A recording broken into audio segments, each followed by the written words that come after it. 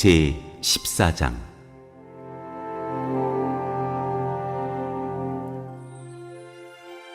방언과 예언.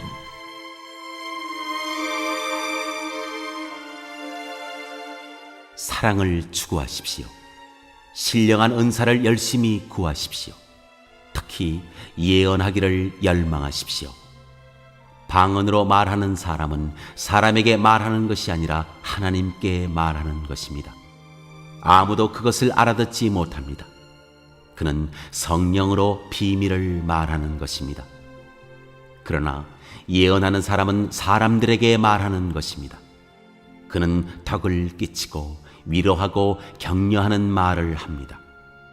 방언으로 말하는 사람은 자기에게만 덕을 끼치고 예언하는 사람은 교회에 덕을 끼칩니다. 여러분이 모두 방언으로 말할 수 있기를 내가 바랍니다마는 그보다도 예언할 수 있기를 더 바랍니다.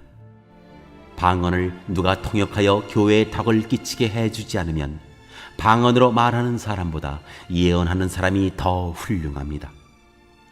형제 자매 여러분, 내가 여러분에게로 가서 방언으로 말하고 계시나 지식이나 예언이나 가르침을 전하는 방식으로 말하지 않는다면 여러분에게 무슨 유익이 되겠습니까? 필이나 검은과 같이 생명이 없는 악기도 각각 음색이 다른 소리를 내지 않으면 피리를 부는 것인지 수금을 타는 것인지 어떻게 알 수 있겠습니까? 또 나팔이 분명하지 않은 소리를 내면 누가 전투를 준비하겠습니까? 이와 같이 여러분도 방언을 사용하기 때문에 분명한 말을 하지 않는다면 그 말이 무슨 뜻인지 남이 어떻게 알겠습니까? 결국 여러분은 허공에다 대고 말하는 셈이 될 것입니다. 이 세상에는 수많은 종류의 말이 있습니다. 그러나 뜻이 없는 말은 하나도 없습니다. 내가 그 말의 뜻을 알지 못하면 나는 그 말을 하는 사람에게 딴 세상 사람이 되고 그도 나에게 딴 세상 사람이 될 것입니다. 이와 같이 여러분도 성령의 은사를 갈구하는 사람들이니 교회에 덕을 끼치도록 그 은사를 더욱 넘치게 받기를 힘쓰십시오. 그러므로 방언으로 말하는 사람은 그것을 통역할 수 있기를 기도하십시오. 내가 방언으로 기도하면 내 영은 기도하지만 내 마음은 아무런 열매를 얻지 못합니다. 그렇다면 어떻게 해야 하겠습니까? 나는 영으로 기도하고 또 깨친 마음으로도 기도하겠습니다. 나는 영으로 찬미하고 또 깨친 마음으로도 찬미하겠습니다. 그렇지 않고 그대가 영으로만 감사를 드리면 간 믿기 시작한 사람은 그것이 무슨 뜻인지를 알아듣지 못하므로 어떻게 그 감사 기도에 아멘 하고 말할 수 있겠습니까? 그대가 훌륭하게 감사 기도를 드린다고 해도 다른 사람에게는 덕이 되지 않습니다. 나는 여러분 가운데 누구보다도 더 많이 방언을 말할 수 있음을 하나님께 감사합니다. 그러나 나는 방언으로 만마디 말을 하기보다도 다른 사람을 가르치기 위하여 나의 깨친 마음으로 교회에서 5마디 말을 하기를 원합니다. 형제 자매 여러분, 생각하는 데는 아이가 되지 마십시오. 악에는 아이가 되고 생각하는 데는 어른이 되십시오. 율법에 이렇게 기록되어 있습니다. 주님께서 말씀하시기를 내가 방언을 하는 사람의 혀와 딴 나라 사람의 입술로 이 백성에게 말할지라도 그들은 나의 말을 듣지 않을 것이다 하셨습니다. 그러므로 방언은 신자들에게 주는 표징이 아니라 불신자들에게 주는 표징이고 예언은 불신자들에게 주는 것이 아니라 신자들에게 주는 것입니다. 온 교회가 한자리에 모여서 모두가 방언으로 말하고 있으면 간 믿기 시작한 사람이나 믿지 않는 사람이 들어와서 듣고 여러분을 미쳤다고 하지 않겠습니까? 그러나 모두가 예언을 말하고 있으면 간 믿기 시작한 사람이나 믿지 않는 사람이 들어와서 듣고 그 모두에게 질책을 받고 심판을 받아서 그 마음속에 숨은 일이 드러나게 됩니다. 그래서 그는 엎드려서 하나님께 경배하면서 참으로 하나님께서 여러분 가운데에 계십니다 하고 환히 말할 것입니다.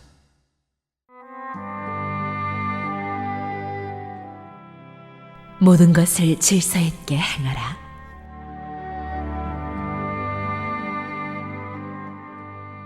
그러면 형제 자매 여러분, 어떻게 해야 하겠습니까? 여러분이 함께 모이는 자리에는 찬송하는 사람도 있고 가르치는 사람도 있고 하나님의 계시를 말하는 사람도 있고 방언으로 말하는 사람도 있고 통역하는 사람도 있습니다. 모든 일을 남에게 덕이 되게 하십시오. 누가 방언으로 말할 때에는 둘 또는 많아야 셋이서 말하되 차례로 말하고 한 사람은 통역을 하십시오. 통역할 사람이 없거든 교회에서는 침묵하고 자기에게와 하나님께 말하십시오. 예언하는 사람은 둘이나 셋이서 말하고 다른 이들은 그것을 분별하십시오. 그러나 앉아있는 다른 사람에게 계시가 내리거든 먼저 말하던 사람은 잠잠하십시오. 여러분은 모두 한 사람씩 예언을 할 수 있습니다. 그래야 모두가 배우고 권면을 받게 됩니다. 예언하는 사람의 영은 예언하는 사람에게 통제를 받습니다. 하나님은 무질서의 하나님이 아니라 평화의 하나님이십니다. 성도들의 모든 교회에서 그렇게 하는 것과 같이 여자들은 교회에서는 잠자코 있어야 합니다. 여자에게는 말하는 것이 허락되어 있지 않습니다. 율법에서도 말한 대로 여자들은 복종해야 합니다. 배우고 싶은 것이 있으면 집에서 자기 남편에게 물으십시오. 여자가 교회에서 말하는 것은 자기에게 부끄러운 일입니다. 하나님의 말씀이 여러분에게서 났습니까? 또는 여러분에게만 내렸습니까? 누구든지 자기가 예언자이거나 성령을 은사로 받은 사람이라 생각하거든 내가 여러분에게 써보내는 이 글이 주님의 명령이라는 것을 알아야 합니다. 누구든지 이것을 인정하지 않으면 그 사람도 인정을 받지 못할 것입니다. 그러므로 나의 형제 자매 여러분, 예언하기를 열심히 구하십시오. 그리고 방언으로 말하는 것을 막지 마십시오. 모든 일을 적절하게 하고 질서 있게 해야 합니다.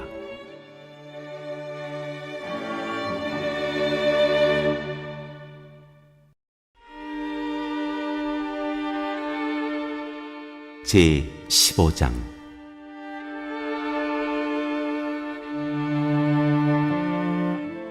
그리스도의 부활.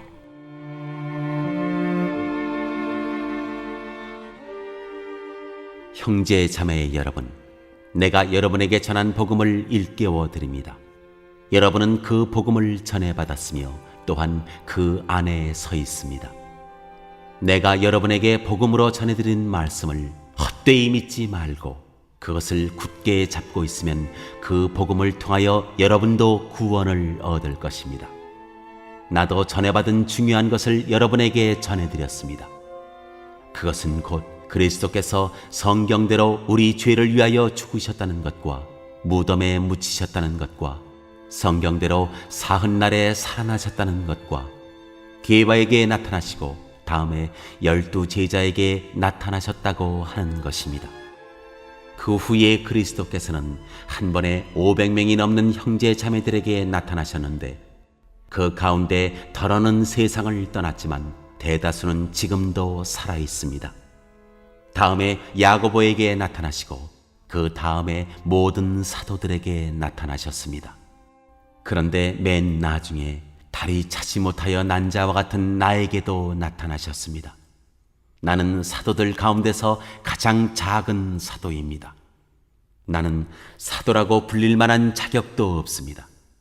그것은 내가 하나님의 교회를 박해했기 때문입니다. 그러나 나는 하나님의 은혜로 오늘의 내가 되었습니다. 나에게 베풀어 주신 하나님의 은혜는 헛되지 않았습니다. 나는 사도들 가운데 어느 누구보다도 더 열심히 일하였습니다. 그러나 이렇게 한 것은 내가 아니라 나와 함께 하신 하나님의 은혜입니다. 그러므로 나나 그들이나 할 것 없이 우리는 이렇게 전파하고 있으며 여러분은 이렇게 믿었습니다.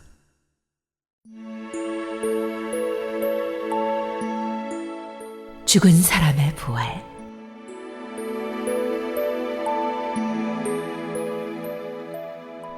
그리스도께서 죽은 사람 가운데서 살아나셨다고 우리가 전파하는데 어찌하여 여러분 가운데 더러는 죽은 사람의 부활이 없다고 말합니까? 죽은 사람의 부활이 없다면 그리스도께서도 살아나지 못하셨을 것입니다.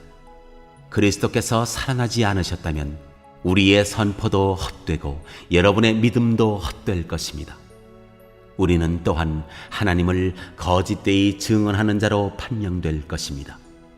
그것은 죽은 사람이 살아나는 일이 정말로 없다면 하나님께서 그리스도를 살리지 아니하셨을 터인데도 하나님께서 그리스도를 살리셨다고 하나님에 대하여 우리가 증언했기 때문입니다.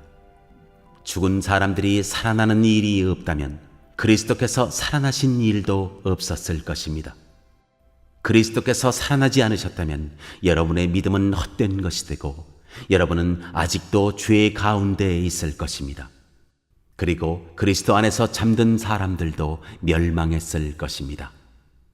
그리스도 안에서 우리가 바라는 것이 이 세상에만 해당되는 것이라면 우리는 모든 사람 가운데서 가장 불쌍한 사람일 것입니다. 그러나 이제 그리스도께서는 죽은 사람들 가운데서 살아나셔서 잠든 사람들의 첫 열매가 되셨습니다. 한 사람으로 말미암아 죽음이 들어왔으니 또한 한 사람으로 말미암아 죽은 사람의 부활도 옵니다. 아담 안에서 모든 사람이 죽는 것과 같이 그리스도 안에서 모든 사람이 살아나게 될 것입니다. 그러나 각각 제 차례대로 그렇게 될 것입니다. 첫째는 첫 열매이신 그리스도요. 그 다음은 그리스도께서 재림하실 때 그리스도께 속한 사람들입니다. 그때가 마지막입니다. 그때 그리스도께서 모든 통치와 모든 권위와 모든 권력을 패하시고 그 나라를 하나님 아버지께 넘겨드리실 것입니다. 하나님께서 모든 원수를 그리스도의 발 아래에 두실 때까지 그리스도께서 다스리셔야 합니다. 맨 마지막으로 멸망받을 원수는 죽음입니다. 성경에 이르기를 하나님께서 모든 것을 그의 발 아래에 굴복시키셨다 하였습니다. 모든 것을 굴복시켰다고 말할 때에는 모든 것을 그에게 굴복시키신 분은 그 가운데 들어있지 않은 것이 명백합니다. 그러나 모든 것이 하나님께 굴복당할 그때에는 아들까지도 모든 것을 자기에게 굴복시키신 분에게 굴복하실 것입니다. 그래서 하나님은 만유의 주님이 되실 것입니다. 죽은 사람들이 살아나지 않는다면 죽은 사람들을 위해서 세례를 받는 사람들은 무엇하려고 그런 일을 합니까? 죽은 사람이 정말로 살아나지 않는다면 무엇 때문에 그들은 죽은 사람들을 위하여 세례를 받습니까? 그리고 또 우리는 무엇 때문에 시시각각으로 위험을 무릅쓰고 있습니까? 형제 자매 여러분, 나는 감히 단언합니다. 나는 날마다 죽습니다. 이것은 우리 주 예수 그리스도께서 여러분에게 하신 그 일로 내가 여러분을 자랑스럽게 여기는 것만큼이나 확실한 것입니다. 내가 에베소에서 맹수와 싸웠다고 하더라도 인간적인 동기에서 한 것이라면 그것이 나에게 무슨 유익이 되겠습니까? 만일 죽은 사람이 살아나지 못한다면 내일이면 죽을 터이니 먹고 마시자 할 것입니다. 속지 마십시오. 나쁜 동무가 좋은 습성을 망칩니다. 똑바로 정신을 차리고 죄를 짓지 마십시오. 여러분을 부끄럽게 하려고 내가 이 말을 합니다만 여러분 가운데서 더러는 하나님을 아는 지식이 없습니다.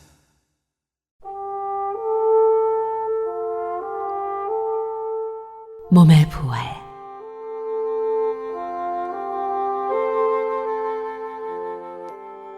그러나 죽은 사람이 어떻게 살아나며 그들은 어떤 몸으로 옵니까 하고 묻는 사람이 있을 것입니다. 어리석은 사람이여, 그대가 뿌리는 씨는 죽지 않고서는 살아나지 못합니다.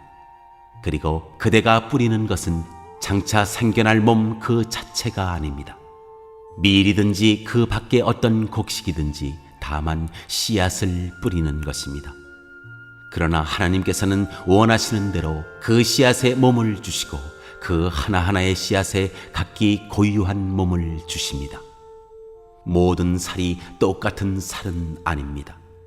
사람의 살도 있고 짐승의 살도 있고 새의 살도 있고 물고기의 살도 있습니다. 하늘에 속한 몸도 있고 땅에 속한 몸도 있습니다. 하늘에 속한 몸들의 영광과 땅에 속한 몸들의 영광이 저마다 다릅니다. 해의 영광이 다르고 달의 영광이 다르고 별들의 영광이 다릅니다. 별마다 영광이 다릅니다.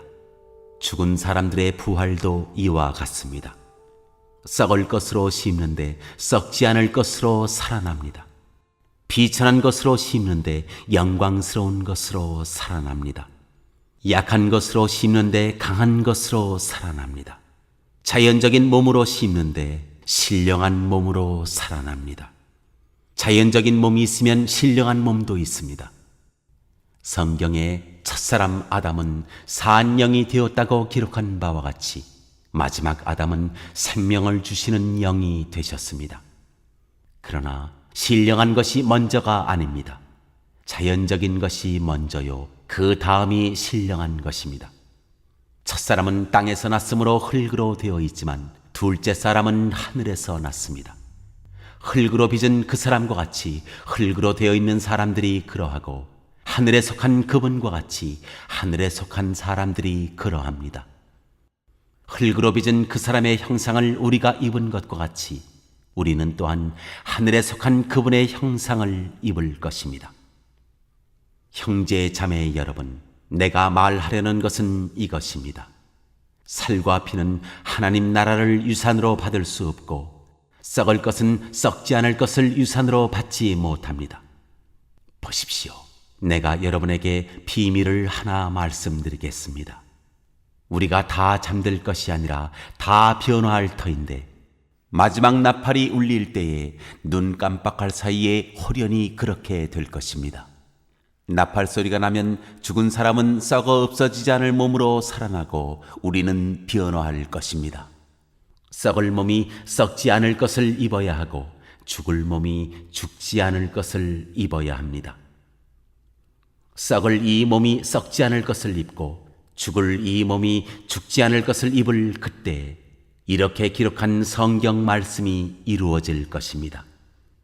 죽음을 삼키고서 승리를 얻었다. 죽음아, 너의 승리가 어디에 있느냐? 죽음아, 너의 독침이 어디에 있느냐? 죽음의 독침은 죄요, 죄의 권세는 율법입니다. 그러나 우리 주 예수 그리스도를 통하여 우리에게 승리를 주시는 하나님께 우리는 감사를 드립니다. 그러므로 나의 사랑하는 형제 자매 여러분, 굳게 서서 흔들리지 말고 주님의 일을 더욱 많이 하십시오. 여러분이 아는 대로 여러분의 수고가 주님 안에서 헛되지 않습니다.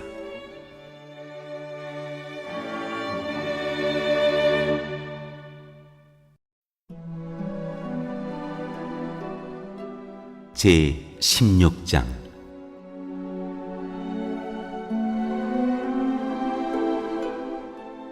성도들을 돕는 헌금.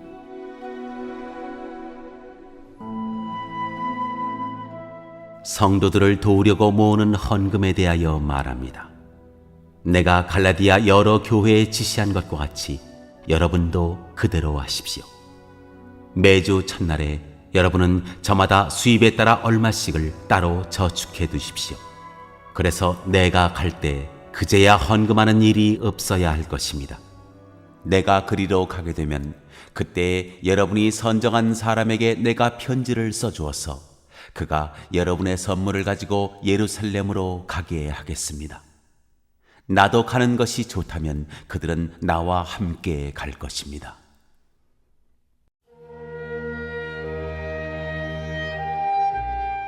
여행 계획.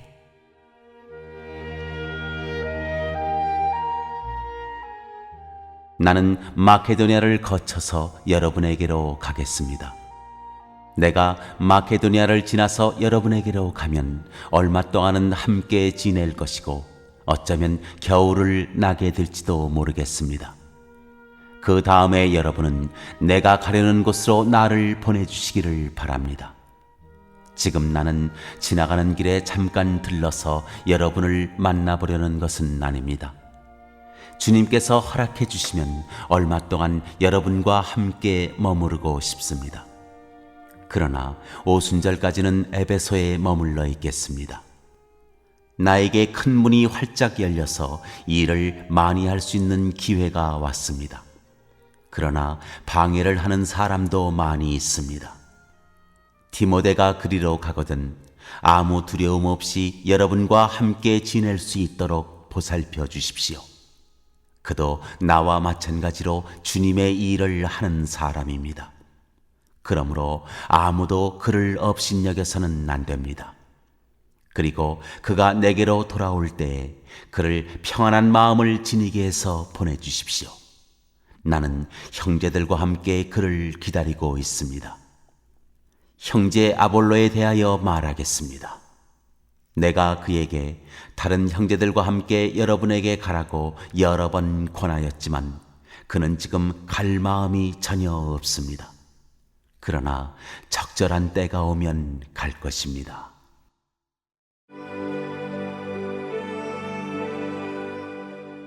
마지막 부탁과 인사.